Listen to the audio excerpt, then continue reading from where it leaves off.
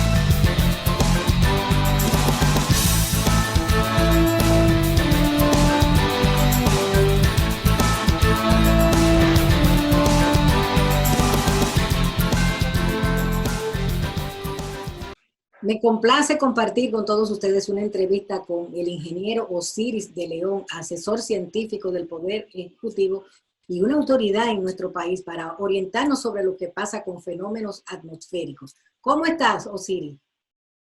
Muy bien, contento de estar conversando contigo, Dani, y con todo el público en este día donde mucha gente ha estado pendiente a la situación meteorológica en la región del Caribe por un fenómeno que ha estado, digamos, poniendo en vilo a una parte importante de la población desde la mitad de esta semana. Para mí siempre es un honor conversar contigo y con toda la sociedad sobre temas de interés y de actualidad.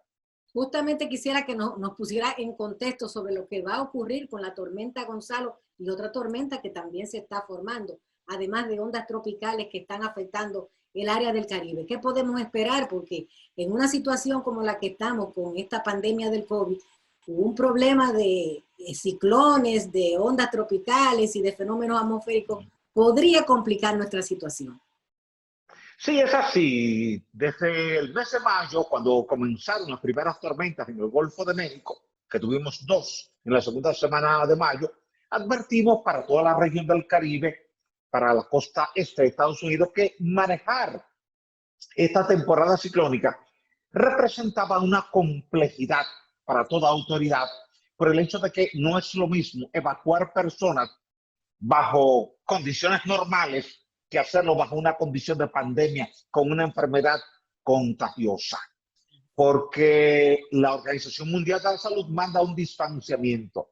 Anteriormente tú podías evacuar a la gente todos juntos en un autobús o en cualquier tipo de vehículo y llevarlos a una iglesia, a una escuela, a una gobernación, a un espacio, reunirlos, apretujarlos, pero hoy día no es posible.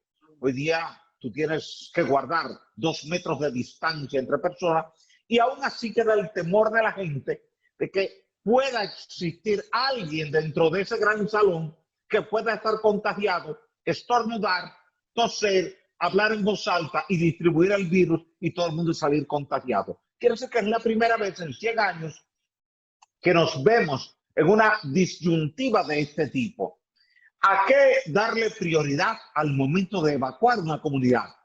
Si al tema de la prevención del desastre, cuando evacuamos la gente de las zonas bajas, zonas inundables, o zonas donde hay viviendas frágiles que pueden ser arrasadas por el huracán, o si darle prioridad a evitar el contagio del coronavirus. Y es por eso que desde el miércoles de esta semana, cuando se formó la tormenta tropical Gonzalo, que es la séptima de esta temporada, normalmente la séptima tormenta, Dania, se forma a mitad de agosto o en la segunda mitad de agosto.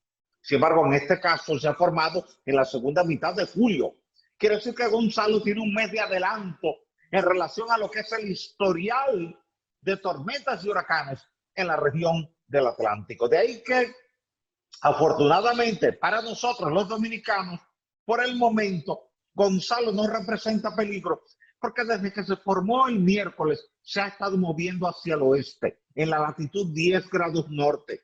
Nosotros, en la República Dominicana, estamos entre la latitud 18 y latitud 20. Quiere decir que está 10 grados de latitud más al sur de nosotros, lo que le lleva a pasar más cerca de Venezuela que de la República Dominicana. Aún así, muchos dominicanos deseaban que por lo menos parte del campo nuboso tocara el territorio dominicano y que dejara lluvias después de 2 años de sequía que hemos arrastrado desde la segunda mitad del 2018 y que ha llevado a que se sequen los ríos, la laguna de Cabral, se han secado muchos pozos y muchos acueductos y canales de riego se han visto en dificultades por carencia de agua. Pero la trayectoria que ha llevado Gonzalo desde que se formó hasta el momento actual la aleja bastante de la República Dominicana, lo que implica que las lluvias que han estado cayendo en República Dominicana miércoles, jueves, viernes, sábado, y que la gente pensó que se trataba del fenómeno meteorológico, en realidad es una onda tropical que ha estado en nuestra región. Parte importante ha estado sobre el Océano Atlántico, al norte de Puerto Plata y de Samaná, pero algunas bandas convectivas se desprendieron, se posicionaron sobre el Gran Santo Domingo y afortunadamente en las tardes estuvo lloviendo sobre el Gran Santo Domingo, también estuvo lloviendo en la cordillera central, pero no tiene nada que ver con la tormenta tropical Gonzalo, como ha pensado mucha gente en la radio, en la televisión, en los noticiarios y en las redes sociales. Y es importante hacerle esa aclaración a la población porque mucha gente puede pensar que las lluvias que están recibiendo aquí en el Gran Santo Domingo o en cualquier demarcación del interior del país están vinculadas con la tormenta Gonzalo y realmente no es así. Gonzalo ha estado muy al sur de la República Dominicana y solamente las zonas de Trinidad y Tobago, la zona del norte de Venezuela, la parte norte de Guyana, han sentido parte de las lluvias por su campo nuboso, porque de manera coincidencial, por haberse formado en una etapa temprana de la temporada ciclónica, Gonzalo se formó en una zona de aguas que todavía están relativamente frías, en aguas abiertas del Océano Atlántico. Y esa zona en latitud 10, ahí las aguas todavía están en 27 grados Celsius. Eso implica que ahí se forma poco vapor de agua en esta época. Y al recibir poco vapor de agua, el fenómeno meteorológico se ha quedado pequeño. No ha evolucionado a gran tamaño. Sin embargo, su entrada al Mar Caribe sí le fortalece y entonces ya ahí comienza a recibir mayor cantidad de vapor de agua y de continuar hacia el Golfo de México, donde actualmente está la tormenta Hanna, que es la 8ª tormenta de la temporada. Se había previsto que en esta temporada, Dania, tuviéramos entre 14 y 20. Sin embargo, ya vamos por la 8ª y apenas estamos en el segundo tramo del mes de julio. Nos queda todo agosto y septiembre, que es el mes crítico, donde se forman más tormentas y más huracanes. Lo que quiere decir que es muy probable, prácticamente seguro, que vayamos a tener mucho mayor cantidad de tormentas que las que estaban previstas para esta temporada. Y esa es la situación particular. Hanna no representa peligro para la República Dominicana. Hanna está en el Golfo de México y se está moviendo hacia el oeste, lo que quiere decir que solamente representa peligro para la parte norte de México y quizás para algunos de los estados de Estados Unidos como Texas. En esa área ahí sí podría impactar Hanna. Pero por el momento, ni Gonzalo ni Hanna, que son las 2 tormentas que tenemos ya formadas y en movimiento, representan peligro para la República Dominicana. Bien, pues con estas expresiones de Osiris de León vamos a hacer una pequeña pausa. Retornamos con todos ustedes. No se vayan.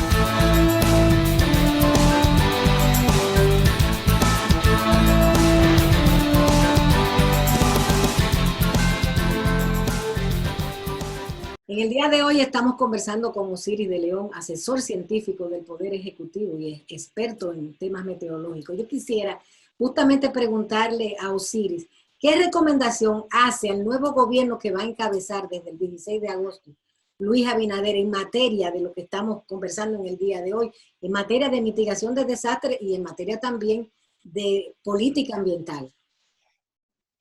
Mira, Dani, eso es un tema sumamente importante para todo gobierno, para el gobierno de ayer, para el gobierno de hoy, para el gobierno de mañana, en cualquier sociedad, no solamente la sociedad dominicana.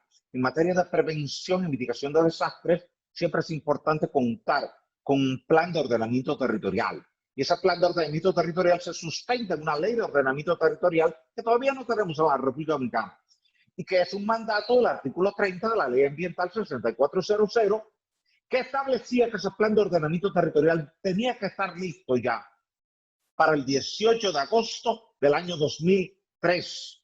Y ya vamos acercándonos a agosto del 2020. Quiere decir que tiene 17 años de retraso.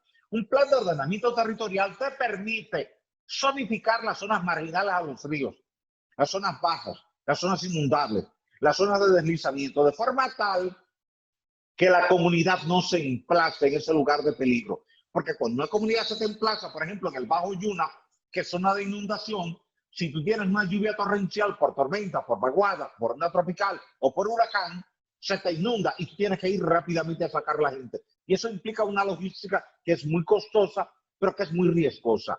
Es riesgosa para la comunidad, pero es riesgosa para la autoridad.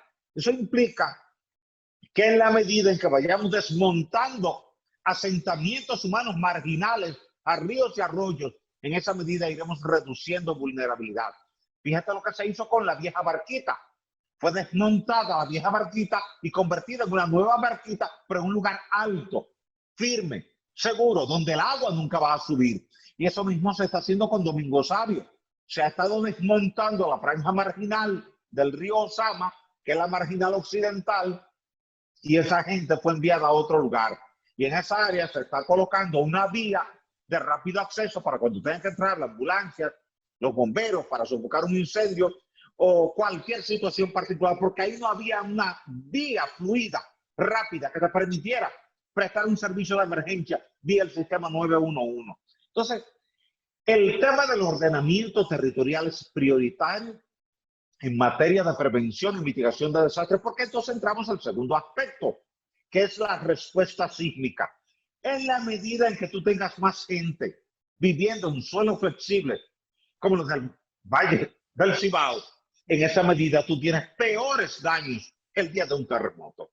Entonces, en la medida en que la gente va aprendiendo, como dice el Evangelio de Mateo, que el hombre prudente construye su casa sobre la roca y el hombre insensato construye sobre la arena, más gente mañana irá construyendo sobre roca y no sobre arena. En consecuencia, esa gente podrá estar tranquila el día que haya un terremoto, porque nadie quiere que en una sociedad como la de Santo Domingo se produzca algo como lo que se produjo en Puerto Príncipe en el 2010, que un terremoto de magnitud 7 hizo colapsar 400.000 viviendas, murieron 316.000 personas y 350.000 quedaron heridos y 1,5 millones quedó sin hogar. Y aquello fue el peor desastre sísmico del planeta en los últimos 100 años. Pero la culpa no fue de la magnitud del sismo, fue un sismo de 7, que ocurre en 10, 12, 14 al año. No, la culpa fue del tipo de suelo y el tipo de construcción. Una construcción vulnerable sobre un suelo vulnerable da una respuesta negativa para la sociedad. Y eso tenemos que ponerlo en práctica aquí de forma continua en todos los gobiernos. En el gobierno de ayer, en el gobierno de hoy, en el gobierno de mañana. Por ejemplo, ya en este gobierno se comenzó a construir hospitales con un criterio de sismoresistencia. Ya al hospital Cabral Ibáez se le quitaron las debilidades estructurales y se le pusieron muros de cortante para que responda bien el día del terremoto. Y los hospitales nuevos que se están levantando sobre suelo flexible, suelo arcilloso o suelo arenoso, se le está poniendo aislamiento sísmico. ¿Por qué? Porque en la medida en que tú reduces la vulnerabilidad, la sociedad está más tranquila. Y puede ser un huracán, puede ser una tormenta, puede ser un terremoto, la gente está tranquila. Puede ser una vaguada, que te va a desbordar un río, tú dices, bueno, pero no tenemos asentamientos humanos en la orilla de ese río, en consecuencia, lo único que tenemos que hacer es avisar que se va a producir la inundación, pero no tenemos que ir a sacar rápidamente a la población.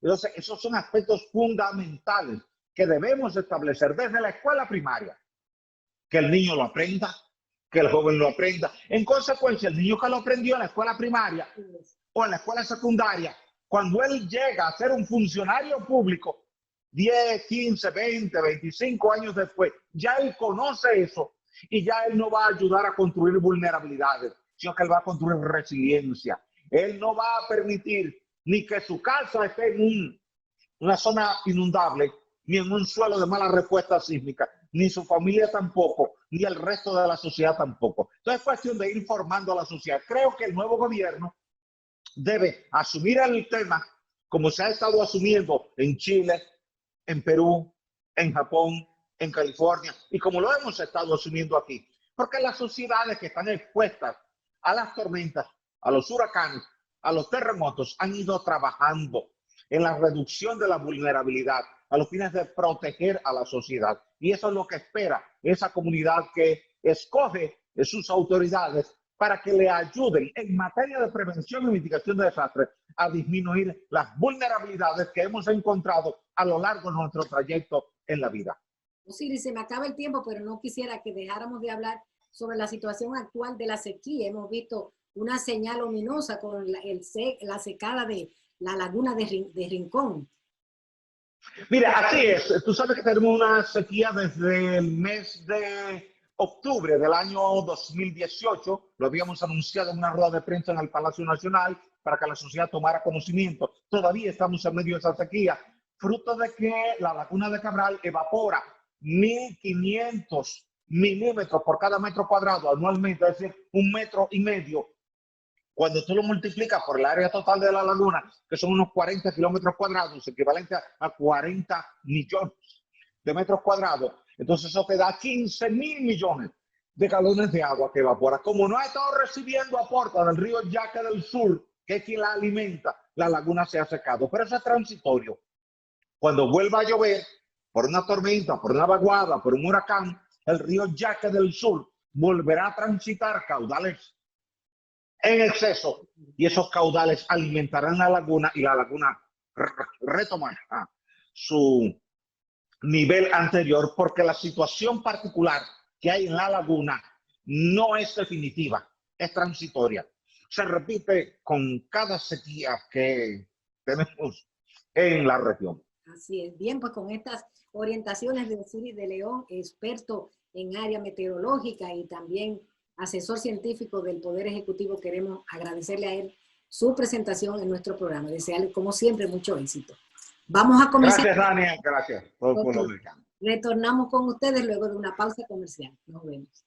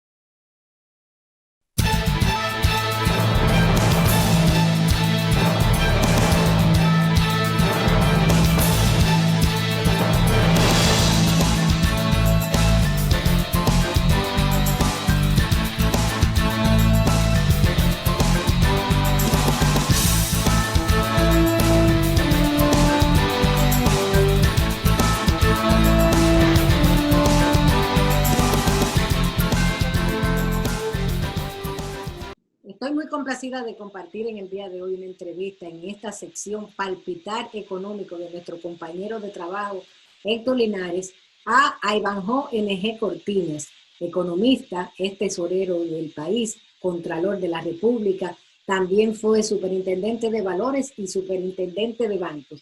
Se trata de una persona realmente con mucho conocimiento de Estado y un economista de mucho fuste. Así que para mí, Ayvanhoe, es un placer tenerte por aquí. ¿Cómo te sientes?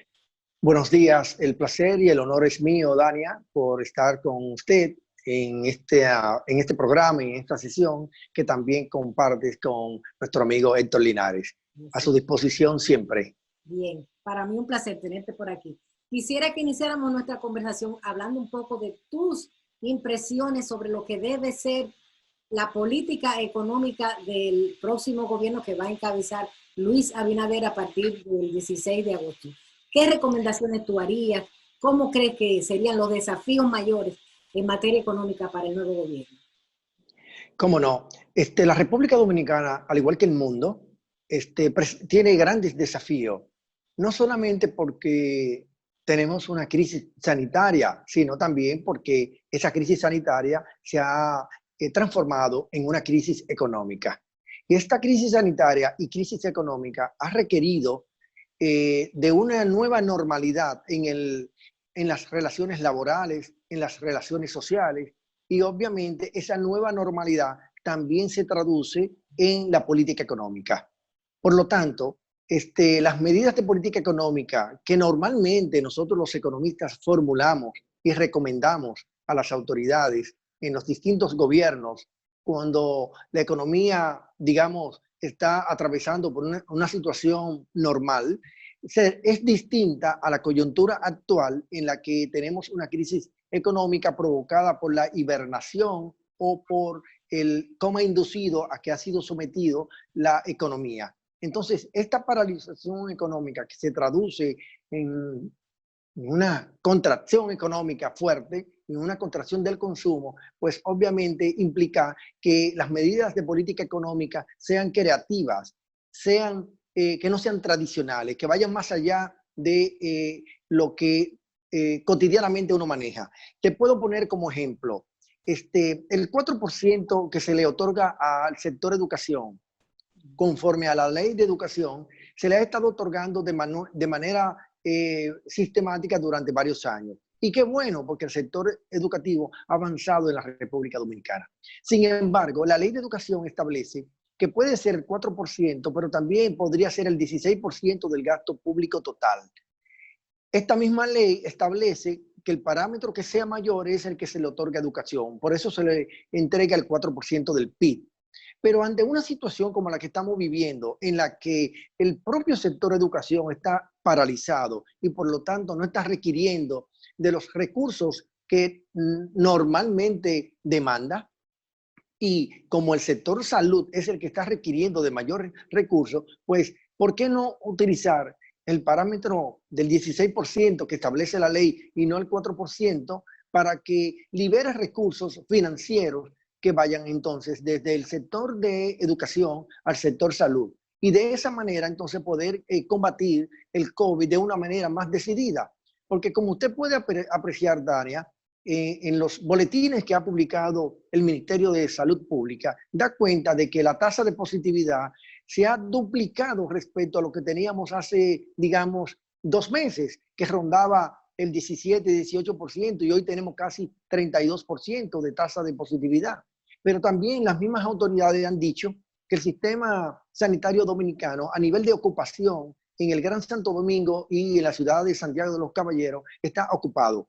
Y si a eso le agregamos que aquí solamente tenemos 1.6 médicos por cada 1.000 habitantes, cuando la Organización Mundial de la Salud dice que deben ser 2.3 médicos por cada 1.000 habitantes, estamos entonces frente a una crisis sanitaria que además se agrava por la insuficiencia de equipos médicos y de logística, así como de indumentaria. Por lo tanto, el sector salud requiere de más recursos. Y esos recursos solamente pueden provenir de esfuerzos extraordinarios que estén fuera de lo que es la cotidianidad y entrar en el amparo, ¿no?, de una nueva normalidad, de tal manera que las políticas públicas que se puedan implementar a partir del próximo 16 de agosto, una de ellas pudiera ser efectivamente esta, que no requeriría de ningún cambio, de ninguna ley, de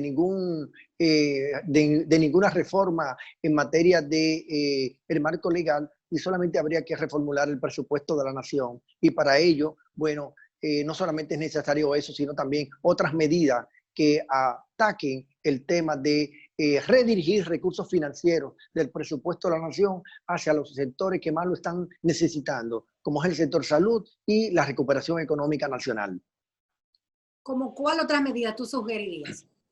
Bueno, también en el ámbito monetario, yo planteo que dentro de la nueva normalidad, la política monetaria sea expansiva, pero no en el corte tradicional que nosotros normalmente apreciamos, como es el caso de reducir la tasa de política monetaria, o bien reducir la tasa del encaje legal, o bien facilitarle liquidez a las entidades de intermediación financiera para que le faciliten recursos frescos y más baratos a los actores y agentes económicos. Fuera de esas medidas tradicionales, hay que ser creativo también y dentro del marco de la nueva normalidad, propiciar una política monetaria que le permita al ciudadano común, al ciudadano de a pie, tener más liquidez para que con esa liquidez pueda aumentar el consumo, dinamizar la demanda. La demanda en la República Dominicana durante los primeros 6 meses de este año 2020 se ha contraído en casi 13%. Y la única manera que hay en una situación como la que vivimos hoy día, de contracción económica, de alta tasa de desempleo que se ha generado y aumento de la pobreza, y como estamos próximos, ¿no?, a una quiebra social, pues entonces la única manera que tenemos es aumentando la base monetaria restringida, que quiere decir aumentar la liquidez de la economía, de tal manera que ya no solo los agentes económicos dispongan de liquidez, sino también el público común, el público en general, para que ellos puedan entonces suplir sus necesidades durante este periodo en la que se pueda contener el COVID-19. Naturalmente, esto yo estoy suponiendo y estoy partiendo, Dania, de que habrá una política sanitaria que se esté aplicando e implementando en forma paralela para que se pueda contener la tasa de contagio, la tasa de positividad, la tasa de reproducción y naturalmente que podamos controlar la curva, el comportamiento de la curva de la epidemia en la República Dominicana. Porque no habrá forma de recuperar la economía y de reabrir la economía en forma segura si no podemos controlar el tema sanitario. Así es. Bien, vamos a una pequeña pausa. Retornamos con el economista Ivanhoe N.G. Cortiñas. No se vayan.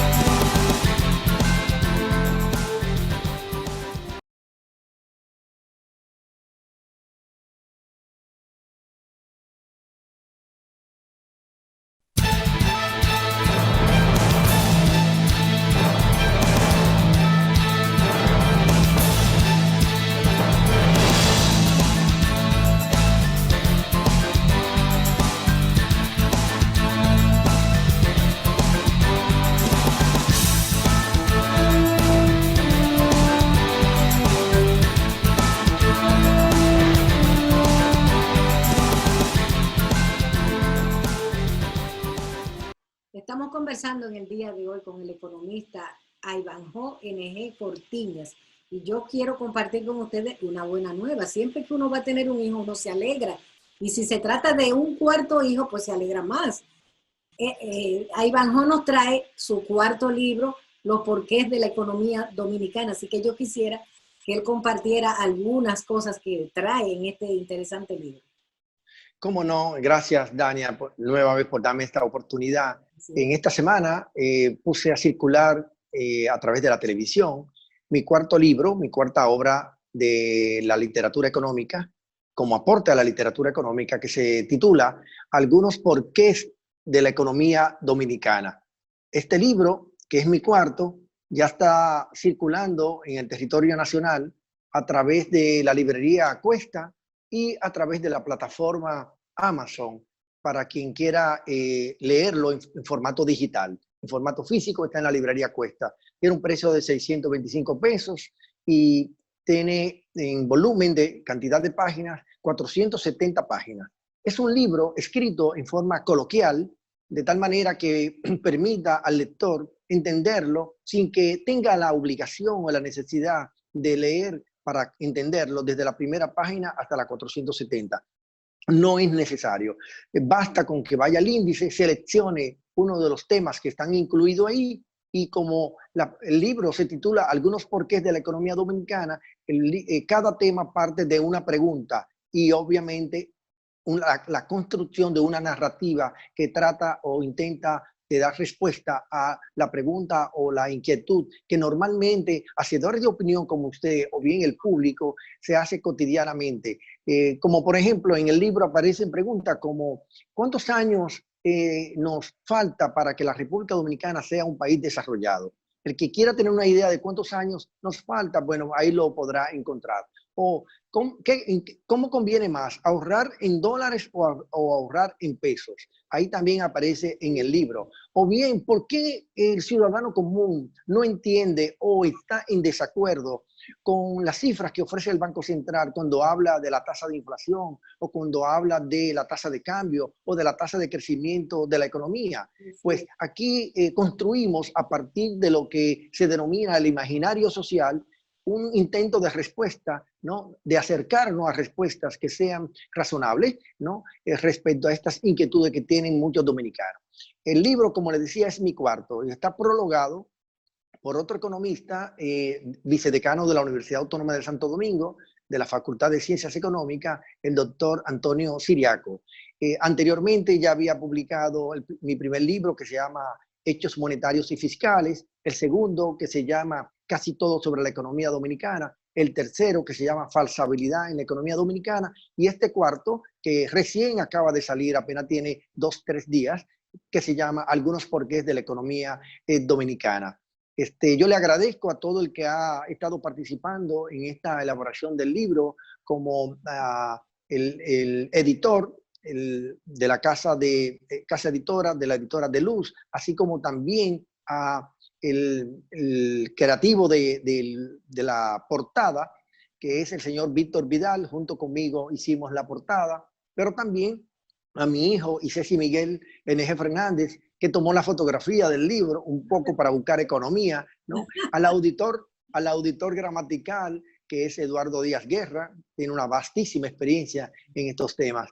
Y bueno, a ellos le doy las gracias y los créditos por contribuir, ¿no? A que esta obra que están viendo en pantalla, los amigos que están viendo el programa, Algunos porqués de la economía dominicana, que como pueden apreciar, tiene el mapa de la República Dominicana y un conjunto de signos de interrogación, como sugiriendo, ¿no? Lo que dice el título del libro, que el lector podrá encontrar si se adentra, ¿no? En la lectura de cada uno de los temas que aparecen en el mismo. Así que yo agradecería mucho, ¿no? Que el público pueda ir a la librería Cuesta o bien comprarlo por la plataforma de Amazon, mi cuarto libro, Algunos porqués de la economía dominicana. No, te deseo mucho éxito en esta gestión porque es una idea interesante este libro y además nos pone a nosotros, los que no somos economistas, las cosas más fáciles de digerir y de entender. Ivanhoe, me gustaría que analizáramos las designaciones de funcionarios del área económica que ha estado haciendo el presidente electo Luis Abinader. ¿Cómo lo ves? ¿Cómo lo enjuicias? Bueno, las designaciones, muchas de ellas se esperaban y son personas que han ganado un espacio político en ese partido y otros, como yo no soy de ese partido, me imagino que también aportaron en la dirección de posibilitar el triunfo del señor Luis Abinader como nuevo presidente de la República.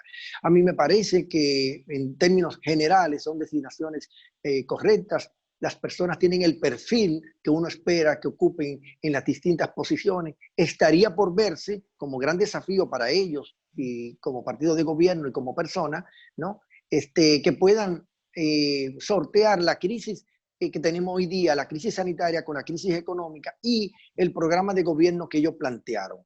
Porque el programa de gobierno que ellos plantearon está divorciado de la nueva realidad que tenemos hoy día.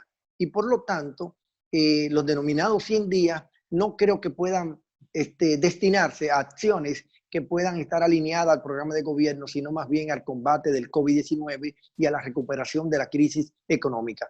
Por eso es que hay que ser creativo en esto, y yo insisto, Dania, de que la nueva normalidad debe primar en la concepción y formulación de las políticas públicas, cual que sea, porque no habrá forma de recuperar la economía y no habrá forma de reaperturar la economía en forma segura si no se combate el COVID-19. Y lo que se ha estado haciendo ahora, yo entiendo que ha fracasado.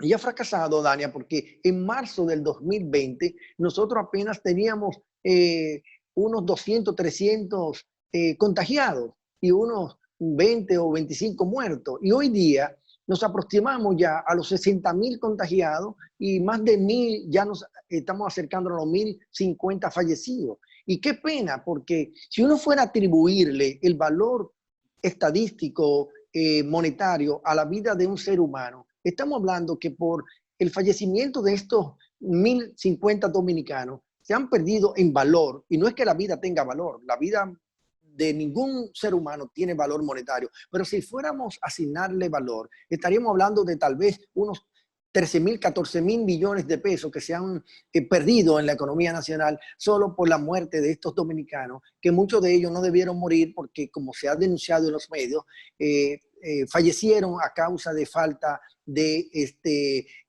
medicamentos, o bien falta de la prueba del COVID, o bien la no disponibilidad de camas o de las unidades de cuidado intensivo. Por lo tanto, la prioridad del nuevo gobierno debe ser combatir el COVID y recuperar la economía con una nueva política monetaria y fiscal basado en una nueva normalidad, en la que se procure, finalmente, para concluir, se procure el tema de una mutualización del manejo de la deuda, una reformulación presupuestaria y una política monetaria expansiva, no tradicional como la que se ha estado implementando. Bien, pues con estas palabras concluimos esta interesantísima entrevista de Ivanhoe N.G. Cortiñas aquí en nuestro programa. Desearle éxito y agradecerle, como siempre, que haya estado compartiendo con nosotros. A ustedes, agradecerles también que hayan estado con nosotros y esperarlos la próxima semana. Hasta entonces.